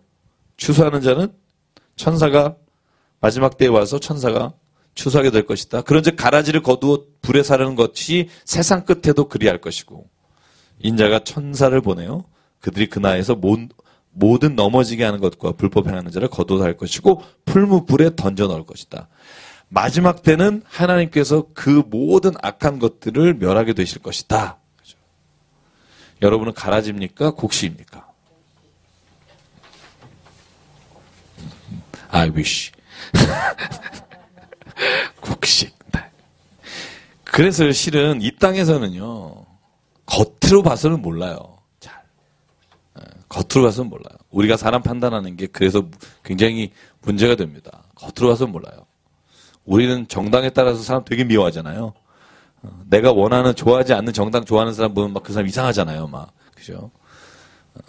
근데 천국 그런 걸로 구분하는 건 아니고요. 우리 남과 북 이렇게 보면 우리 서로 대치하고 있잖아요. 이상하잖아요. 그런 걸로 하나님 구분하지 않으시고요. 정말 구분하는 잣대는 뭘까? 오늘 예수님이 하신 말씀입니다.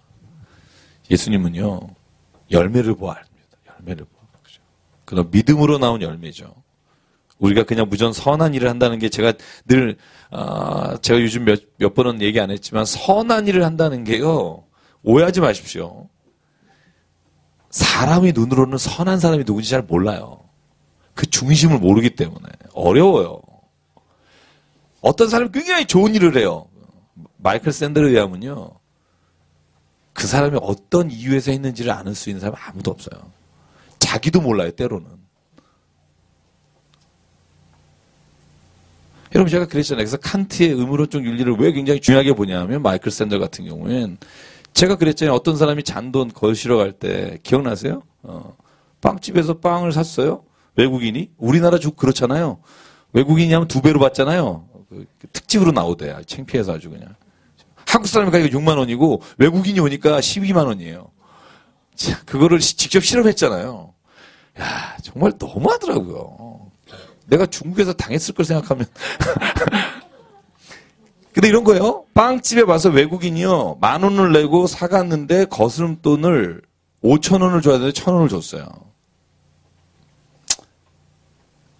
그래도 이 사람 몰라요. 근데 5,000원을 줄 때 마음에, 아유, 5,000원 줬다가 혹시라도 이 사람이 아는 사람이 물어봤는데, 야, 이놈이 사기쳤다라고 그 사람이 와서 자기에게 망신을 줄까봐, 에이, 5,000원 줘야지 하고 주면 이건 선을 행한 게 아니에요. 자기가 망신 당하고 싶지 않은 목적을 이룬 거지. 아무리 사람이 좋은 일을 하는 그 자체가 선과 악의 기준이 될 수 없고요. 그래서 늘 하는 말이 있죠. 칸트. 제가 좋아하는 말이죠. 너의 의지에 준칙이 보편적, 입법에 합당하게 행동해라. 그러니까 다시 말하면 이것을 5,000원을 주는 게 옳은 일이기 때문에 해야지. 그죠? 근데 사람은 그렇지 않다는 거예요.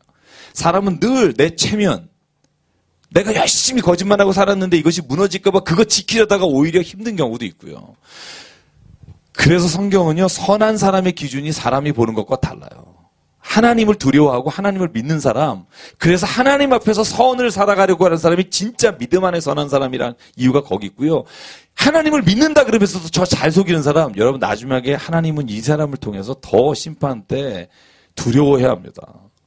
예수를 믿는다고 거짓말하고, 제가 여러 번 말씀드렸잖아요. 어느 기도원에 오셔서 헌금 막 하고, 그리고는 그 사람, 제가 직접 가서 들은 얘기예요. 강남 저쪽에 어디 기도원, 그분이 뭐 하신 분이냐면 철탑 세우신 분이에요. 기도탑. 처음에 막 두세 달 와서 기도원에서 헌금하고 잘하고 막 다 고치고, 그래서 이 사람이 하는 사업이 뭔가 했더니 이 십자가 다는 사업이라 딱 맡겼더니 그 돈 띄고 날라 도망갔잖아요. 저한테 얘기하시더라고요. 3천 몇백만 원을 띄어서. 잘하죠. 목적이 뭐냐면, 그죠? 자기가 생각하는 걸 이루려고 하는 거. 사람에게는 그래서 이런 고백이 있잖아요. 우리 안에 선한 게 없다니까요. 왜냐하면 우리는 늘 그 선한 일을 행할 때도 조차도 생각하는 게 내 모습, 남들에게 보이는 나, 내가 생각하는 선, 내가 생각하는 좋은 목적을 위해서지, 내가 진짜 하나님 이 땅에서 선한 것을 위해 내가 희생하면서 내가 몸 바치면서 그 일을 이루려고 하는 일은 믿음 안에서 가능하다. 이게 성경이 보는 선이에요. 그래서 저희가 그렇게 만약에 선한 일을 하고자 하는 마음이 없다면 우리도 하나님 안에서 믿음으로 선한 일을 하는 게 아니에요. 그래서 오늘 기억하십시오. 그래서 성경에서 오늘 보면 하나님은 마지막 때까지 두는 이유는 하나님의 사람들을 다치지 않게 하기 위해서고요. 천국에 대한 비유 두 번째가 그래서 그 가라지 비유고요. 세 번째 비유는요. 보시죠. 천국은 마치 겨자씨 하나 같다. 좀 아까 말씀드린 것처럼 33절 천국 마치 뭐 같아? 누룩 같다. 겨자씨와 누룩의 특징이 뭐예요? 처음에는 아주 작아요. 그죠? 그런데 나중에는 이게 전부 다 주변의 것을, 누룩 같은 경우에는 다 부풀려 버려서 크게 만들고, 누룩이 원래 그래서 나쁜 비유로 많이 쓰나 여기는 나쁜 비유라기보다는 누룩이 가지고 있는 힘에 대한 겁니다. 그래서 천국의 영향력, 은밀성, 확장성 이런 것들에 관한 비유가 겨자씨입니다. 자, 그래서 천국에 대한 가라지 비유를 여러분 말씀드렸고요. 다섯 번째 비유가 뭐냐면 44절 천국은 마치 밭에 감추인 보화다. 그러니까 사람들은 그걸 발견하고 집에 들어가서 다 소유를 팔아 그 밭을 산다. 왜? 그 감추인 보화가 너무 크니까. 여섯 번째 45절 천국은 마치 좋은 진주를 구하는 장사와 같다. 왜냐하면 값진 진주 하나를 발견하면 소유를 다 팔아 산다. 47절 천국은 마치 일곱 번째 바다에 치고 각종 물고기로 모으는 그물과 같다. 그렇죠. 그물이 가득하면 물가로 끌고 와서 좋은 것 그릇에 담고 못된 것은 버린다. 심판 때가 온다는 겁니다. 천국은 꼭 가라지와 알곡을 구분하게 됩니다. 자, 그 다음에 여덟 번째 예수께서 천국은 52절 천국의 제자된 서기관 같다. 마치 새 것과 옛 것을 곳간에서 내오는 집주인과 같다. 이 이야기가 좀 어렵죠. 그죠? 천국의 서기관이 뭐 하는 사람일까? 여러분 일반 서기관은 뭐 하는 사람이죠? 율법을 전수하고 율법을 가르치는 대로 그죠? 사는지 안 사는지를 늘 사람들을 통해서 검사하는 것. 그죠? 서기관입니다. 그런데 천국의 서기관은 새 것과 옛 것을 곳간에서 내오는 주인과 같다. 여러분 이 말을 주의하십시오. 새 것과 옛 것입니다. 옛 것은 뭐죠? 율법이죠. 그죠? 그렇게 볼 수 있죠. 새 것은 뭐죠? 복음과 은혜입니다. 자, 잘 보세요. 요거 재밌습니다. 저만 재밌을 수도 있지만. 네. 새 것과 옛 것. 자, 일반 서기관들은 뭐냐면 옛 것. 이따가 나옵니다. 장로의 전통. 그죠? 장로의 전통이 뭐예요? 탈무드나 미시나를 통해서 하나하나 이 일을 해야 된다고 말한 그 목록. 옛 것을 끄집어내가지고요. 지금에 있는 사람들을 판단합니다. 그죠? 근데 예수님은 어떤 분이에요? 예수님은 마치 천국의 서기관 같아요. 옛것을 버리지 않았으나 율법을 완성한 분이시지만 하나님의 은혜의 법으로 옛 장로의 전통을 분간하시는 분입니다. 그래서 왜 제자들이 미리삭을 먹었을 때 바리새인들이 비난할 때 예수님은 그들이 다윗이 소년들과 함께 진설병을 먹은 것과 제사장들이 안식일에 오히려 더 바쁘게 일하는 그 얘기를 비유로 주셨잖아요. 마찬가지로 예수님은 하나님의 옛것을 버리신 게 아니라 옛것과 새것을 뭐로 통합하셨냐면 하나님의 뜻으로. 그래서 계속 반복되는 게 너희가 하나님의 명령을 거역하며 장로의 전통을 지키느냐, 이 말씀을 계속 반복적으로 하시거든요. 천국의 서기관은 마치 이와 같다는 거예요. 천국의 서기관. 그러니까 예를 들면 하나님 말씀, 하나님의 은혜로 세워진 서기관들은 옛것에 의해서 종속되는 게 아니라 옛것과 새것을 하나님의 말씀에 따라서 꺼내오는 서기관과 같다. 자, 53절. 고향으로 돌아가사 그들의 회당에서 가르치십니다. 논란이 이 사람이 지혜와 능력이 어디서 났느냐? 목수의 아들 아니냐? 어머니는 마리아 아니냐? 형제가 몇 명이에요? 야고보, 요셉, 시몬, 유다. 그죠? 이 네 명이 예수님의 동생인 겁니다. 그 중에 야고보가 야고보서를 쓴 예루살렘 교회의 대표고요. 예수님의 동생입니다. 자, 그럴 때 예수님 뭐라고 말하죠? 예수님을 고향에서 배척당하고요. 예수님이 하신 말씀이 선지자가 자기 고향에서 자기 집 외에는 존경받지 않는 곳이 없다. 고향에서는 존경받지 못했다는 말이고요. 그래서 그곳에서 많은 능력을 행하지 않았다. 자, 이게 천국에 관한 말씀이고요. 자, 뭐 어렵지 않으니까요. 우리 14장까지 가볼게요. 14, 15장까지만 오늘 14장은 또 짧게 가겠습니다. 여러분, 헤롯. 지난번에 했죠? 헤롯. 자, 우리 복습해 볼게요. 자, 이거는 그냥 여러분이 좀 알면 성경을 읽을 때 헷갈리지 않게 하시려고. 여기에 나오는 헤롯은 누구죠? 이름이? 헤롯 왕, 분봉왕 헤롯이라고 나오지만 우리는 딱 보면 알아야죠. 누구죠? 헤롯? 안티파스. 그죠? 그 헤롯 안티파스가 헤롯 대왕이라고 불리는 예수님 태어날 때 있었던 헤롯 대왕의 아들이죠. 여러분들 재밌는 게 뭐냐면 셋째 아들, 둘째 아들, 셋째 아들은요. 헤롯 대왕이 다 죽입니다. 처형합니다. 왜냐하면 왕자의 난으로 서로 아버지의 뒤를 이어서 땅을 차지하려고 하는 것 보고 첫째, 둘째, 셋째를 다 죽이고요. 헤롯 안티파스의 경우는요. 첫째 아켈라오도 마찬가지지만 이 넷째 부인의 아들입니다. 그래서 여러분 아켈라오가 있고 헤롯 빌립이 있잖아요. 그죠? 그러니까 여러분 요게 그냥 이 정도는 그냥 아시는 게 좋냐면 여러분이 저번에 했지만 사도행전에 나오는 아그리빠 왕. 그죠? 아그리빠 왕은 이 밑에 그러니까는 이쪽 라인이 아니고요. 그래서 헤롯 안티파스가 왜 중요하냐면요. 헤롯 안티파스는요. 예수께서 처형당할 때 빌라도 총독이 데려갔던 왕이 안티파스예요. 안티파스 왕입니다. 이 안티파스는요. 43년을 통치합니다. 아켈라오는 AD 6년에 하도 괴롭히고 하도 학정을 해서 이 사람이 다스리던 데가 어디냐면 유다 땅이에요. 오히려 아켈라오가 다스렸던 지역이요. 유다, 사마리아, 팔레스틴 거의 전체를 다스렸던 사람이에요. 근데 이 사람이 AD 6년에 모든 주민들이 고발장을 보내요. 로마에. 이 사람 진짜 악독해서 그래서 이 사람은 추방당해요. 그래서 이 자리에 온 게 누구다? 빌라도 총독이다. 그래서 유다와 사마리아 땅은요. 총독에 의해서 다스려졌지만 이 안티파스는 갈릴리 지역, 베레아 지역, 갈릴리 오른쪽 다. 그래서 안티파스가 제일 많이 나오는 게 예수께서 그 지역에 있었던. 이 빌립 같은 경우에는 오히려 이방인 지역을 다스렸던 거. 므낫세 반지파가 있었던 요단 동쪽을 다스렸던 게 빌립 왕입니다. 실제로 빌립 1세는요. 왕권의 자리를 못 잡고 빌립 2세예요. 그 실제로 안티파스가 왜 오늘 나오는데 헤롯이라고 나오고 헤로디아하고 결혼하잖아요. 헤로디아가 빌립 1의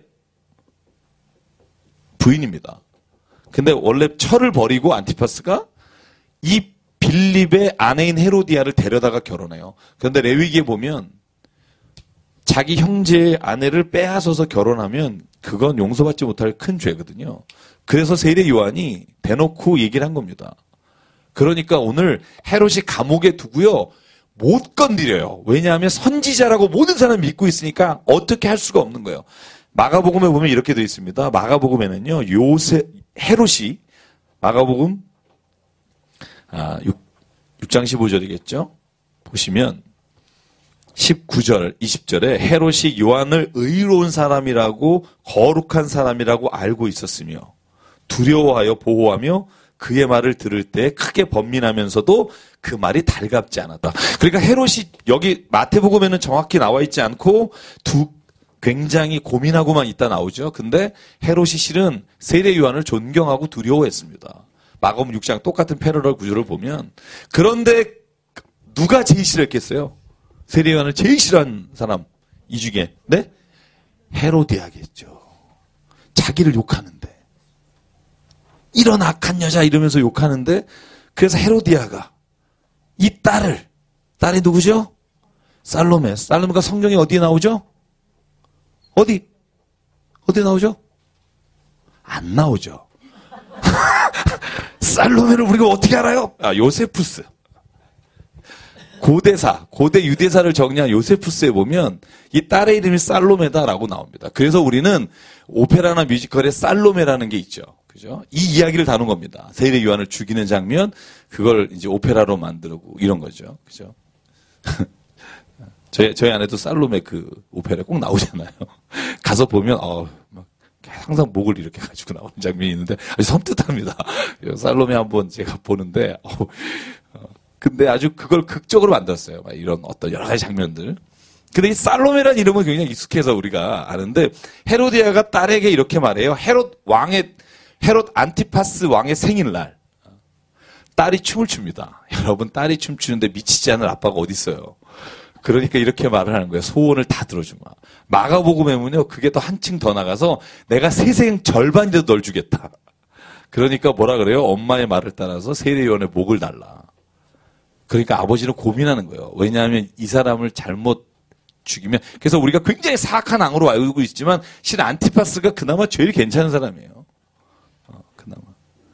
물론 악하긴 하지만 이 사람이 그래도 제일 문제가 없었고요, 이분이.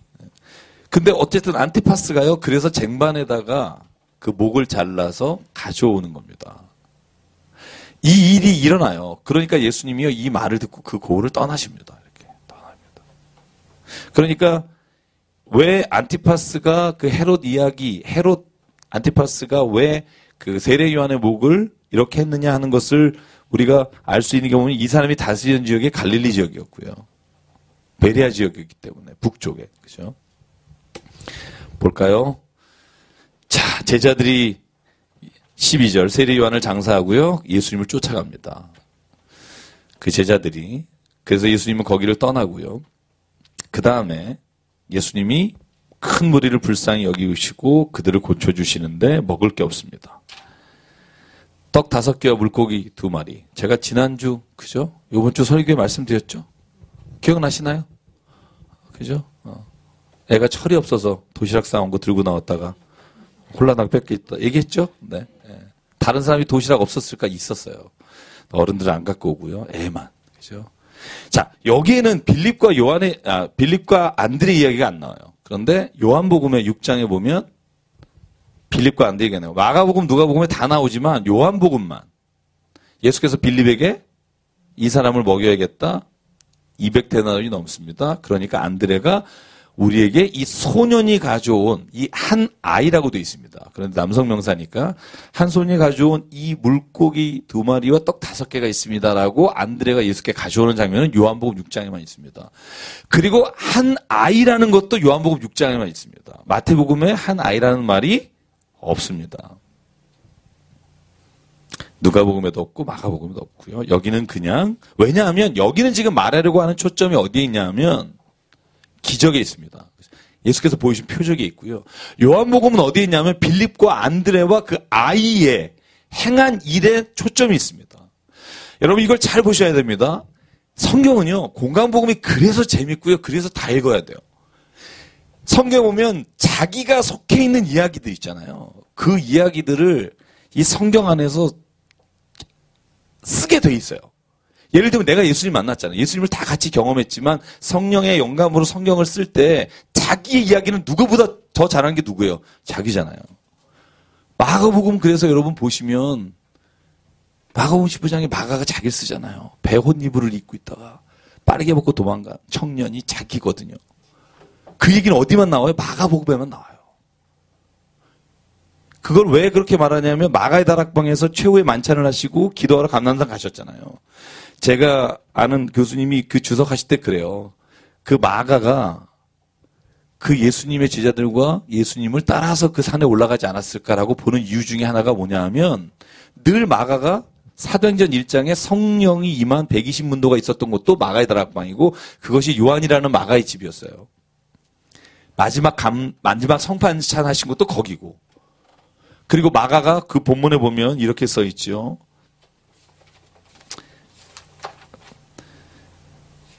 마가가 자기가 부끄러운 고백을 그곳에 숨겨놨습니다. 그렇게 성경을 해석하는 학자가 굉장히 많고요. 요한복음 21장에 보면 요한복음은 자기에 대한 이야기를 살며시 넣어요. Beloved disciple. 그래서 예수님의 사랑받는 제자다. 이 얘기가 요한복음에만 있어요. 베드로하고 이야기 가운데. 여러분은 하나님 앞에서 예수님하고 만나서 어떤 고백을 해요? 나는 누구다 이런 고백? 없어요? 나는 왕자다. 나는 공주다 이런 거 있잖아요. 내가 예수를 만난 그 고백들이 이 복음서 안에는요 이렇게 숨어 있어요. 그래서 베드로가요 심히 통곡하고 막 이런 장면들이 마태복음에 가장 강력하게 나오고 마가복음에도 누가복음에는요 실은 그 장면들이 실제로 굉장히 약하게 나와요. 그래서 그런 고백들을 읽는 것도 참 재밌어요. 이렇게 마태, 마가, 누가복음 보면서. 그래서 오늘 본문에 보면 이 본문에는 요한복음 6장처럼 아이가 가져왔다고 돼 있지 않고요. 17절에 제자들이 말합니다. 우리에게 있는 것이 떡 5개와 물고기 2마리입니다. 그래서 요한복음을 읽어보면 아주 드라마틱한 이야기들이 원래 있었던 이야기들이 보존돼 있다고 보고요. 무리에게 명하사 가져오게 하시고 잔디밭에 앉히시고요. 축사하시니까 5,000명이 먹고 12광주리가 남습니다. 여러분 제가 늘 말하지만 기적은 이것보다 훨씬 더 많았을 거고요. 700 이하의 기적이 바로 다음 장에 나옵니다. 4,000명을 먹이시고 7광주리가 남은 이야기가 바로 14장에 나오고 15장에 나옵니다. 14장 뒤에 나오죠? 15장 초반에 나오나요? 그죠? 네. 이 두 이야기가요, 거의 같은, 그죠? 15장 34절쯤에 나오죠. 네. 그러니까, 이와 같은 기적이 정말 많았을 거라고 생각하고요. 그 기록을 다 기록하진 않았을 거라고 생각합니다. 자, 그래서 24절부터는 다른 이야기가 나와요. 예수께서 바다를 걸어오시는 장면, 그리고 베드로가 그걸 따라 걷다가 바람 소리에 놀라서 물에 빠지니까 주여 구하였소서. 그러니까 믿음이 작은 자 왜 의심하였느냐. 이 이야기도요. 여기에 나옵니다. 마태복음에. 걸었다는 이야기가 나오는데 빠져서 막 이런 자세한 이야기들은 제일 많이 나오고요. 그래서 마태가 쓴 이 공동체, 마태복음을 쓴 이 곳에 베드로 공동체가 있었다고 생각하는 학자들이 많습니다. 너무 베드로에 대한 자세한 이야기들을 다른 데와 달리 가지고 있는 게 마태복음입니다.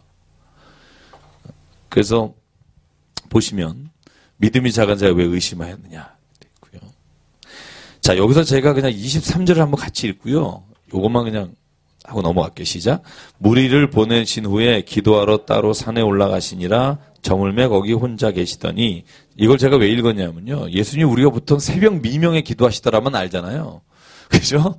오늘 5,000명을 먹으시고 난 이후에 사람들이 막 여기엔 안 나와요. 근데 다른 복음서에 뭐라고 나오냐면 예수를 왕으로 삼으려 했다 그렇게 돼 있어요. 그러니까 그것을 피해서 산으로 가셨는데 오늘 마태복음 뭐라고 돼 있냐면 저녁에 기도하러 산에 따로 올라가셨다는 거예요.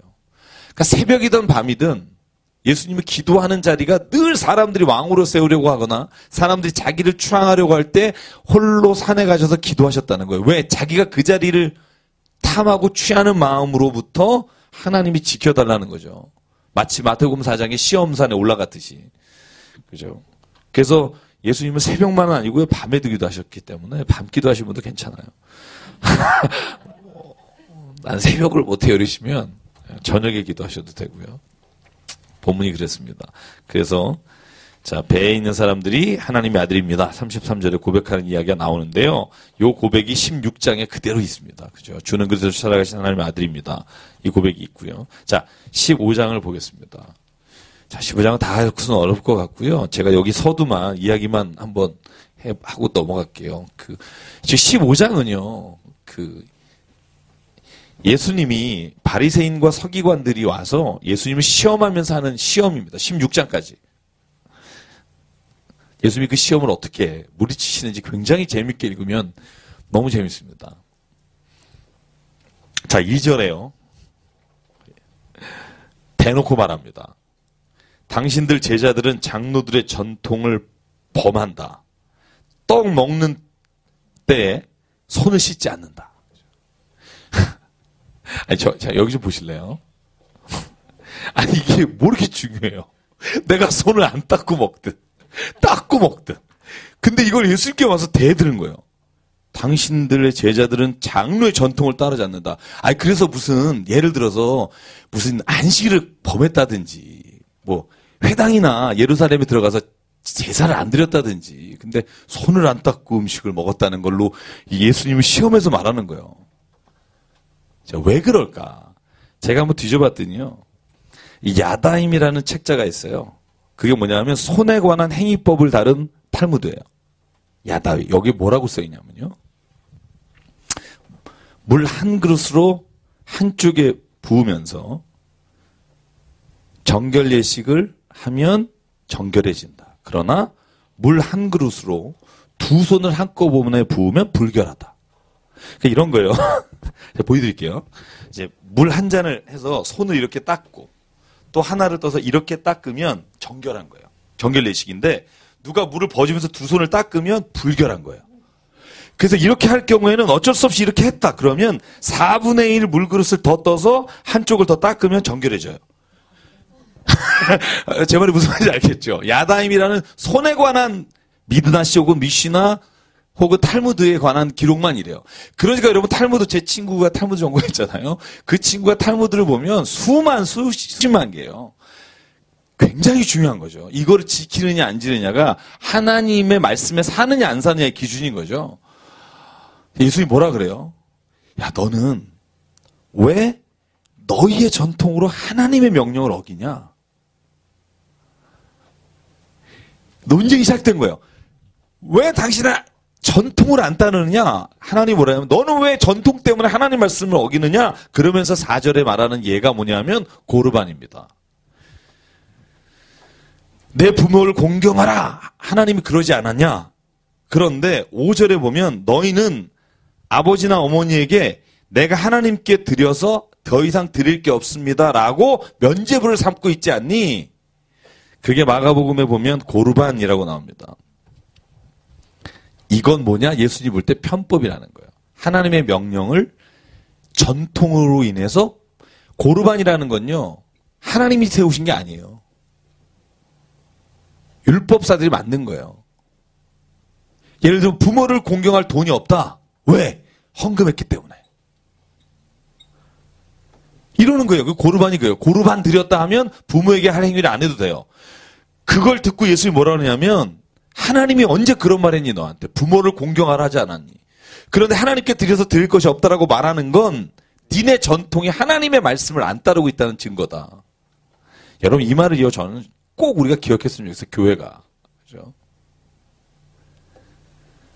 하나님은요, 이 둘을 다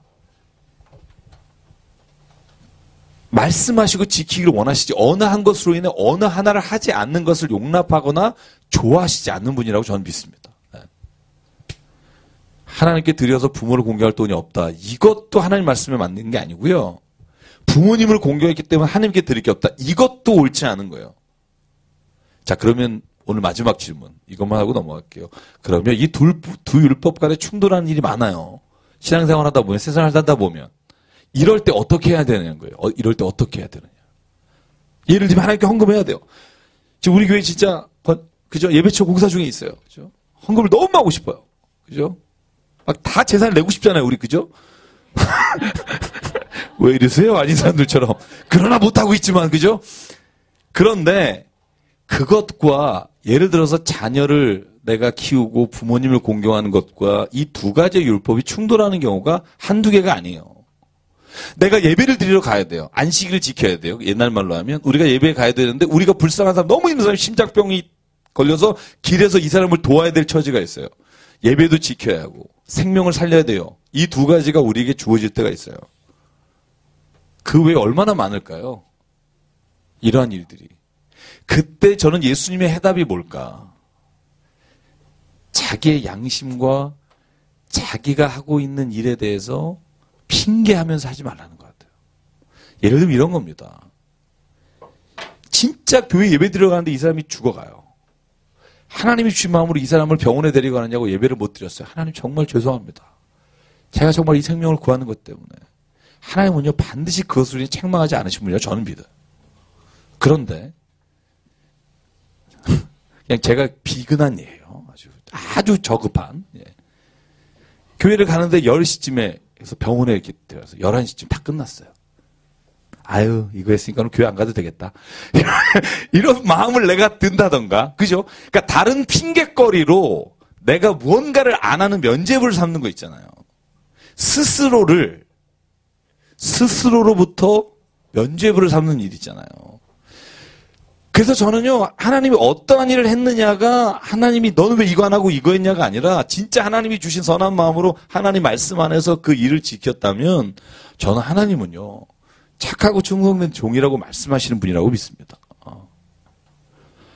저도 인생에서 그런 일이 참 많고요. 때로는 저도 주일을 선교를 갈 때 이것이 주일날 내가 놀기 위해서 떠나는 건가? 아니면 진짜 주일을 꼭 그곳에 가서라도 말씀을 전하고 그럴 것 때문에 가는 건가? 이 기준은 아무도 몰라요. 누가 알겠어요? 내가 가서 노는지. 그죠? 어느 큰교 목사님 그 여러 번 걸리셨잖아요. 이거 하시다가 선교 가셨다가. 이게 제가 그분을 비하하는 게 아니라 스스로가 그렇게 핑계대고 속이면서 하는 일, 그러나 다른 사람에게는 난 하나님에게 이거 하러 갔다 하는 그런 행위를 가증하게 보시지. 정말 이 율법들을 하나를 정말 하나님 말씀하신 그 말씀을 지키기 위해서 내가 진짜로 그 일을 했다면 하나님이 그거 가지고 이러시는 분은 아니실 거라 생각을 해요. 그래서 여러분 헌금과 불이웃 돕는 것도 마찬가지입니다. 둘 다를 하면 참 좋죠. 내 안에 밸런스를 유지하면서. 그러나 어쩔 수 없이 내가 선택해야 될 상황이 있을 때는요. 핑계하거나 내가 면죄부되는 그런 근거로 삼는 게 아니라 하나님 앞에서 정말 진실한 마음으로 그 일을 기도하면서 하나님 주시는 음성 따라하면 저는 하나님이 그것이 하나님의 뜻을 따라 사는 사람이라고 믿어요. 저는. 그래서 저는 오늘 예수님이 이렇게 하신 말씀이 참 굉장히 어떤 분은 그러잖아요. 왜 너희 부모와 원수가 되지 않으면 예수님 따라올 수 없다. 이 말만 가지고서 기독교는 막 굉장히 극단적이다 얘기하지만 이런 부분이 얼마나 많은지 몰라요. 부모를 공경해라. 예배소서에 그러잖아요. 하나님께 서원하고 싶어도 남편과 상의해라. 허락하지 않으면 하지 마라. 이 부부간에도 하나님 앞에 서원하는 문제에 있어서도요. 같이 기도하고 그 일에 대해서 같이 기쁨. 그래서 제가 늘 말하잖아요. 어디 선교를 가더라도 부모님과 형제와는 상의하고 허락을 맡아야 돼요. 그게 성경적인 거예요. 내게 뜻 주셨다고 막 그런데 이런 경우는 있어요. 어쩔 수 없이 순교의 길을 걸어간 사람 그러면 부모를 거역한 거냐? 아니죠. 그 순간 내가 그 상황에 있을 때 여러분 내가 어떻게 할지는 나도 몰라요. 하나님 그 마음을 주셔서 딱 그 마음을 가지고 했는데 그거 가지고 나중에 후대에서 야 얘는 이렇게 했으니까 잘못됐고 그런 일을 하지 말라는 거죠. 그래서 저는 예수님은 굉장히 넓으신 분이다. 저는 이렇게 믿어요. 넓으신 분이고 그래 그 넓으신 것이 나의 죄의 유익과 나의 유익을 위해서 거짓말하는 것으로 쓰지 않아야 된다는 거죠. 그러면 하나님께서 주신 그 넓은 것들이 우리가 죄의 기회를 위해서 쓰는 것이 되기 때문에 그건 역시도 우리가 하나님 앞에서 온전하게 지키지 못하는 겁니다. 그래서 늘 십자가 앞에 내가 쓰는 거죠. 그죠? 다른 사람 세우지 말고. 얘를 하나씩 올려놓지 마시고요. 내가 매일 십자가 앞에서 나를 보는 거. 저는 그의 믿음이라고 믿고요. 우리 안에 그런 일이 늘 있기를 원합니다. 기도하겠습니다.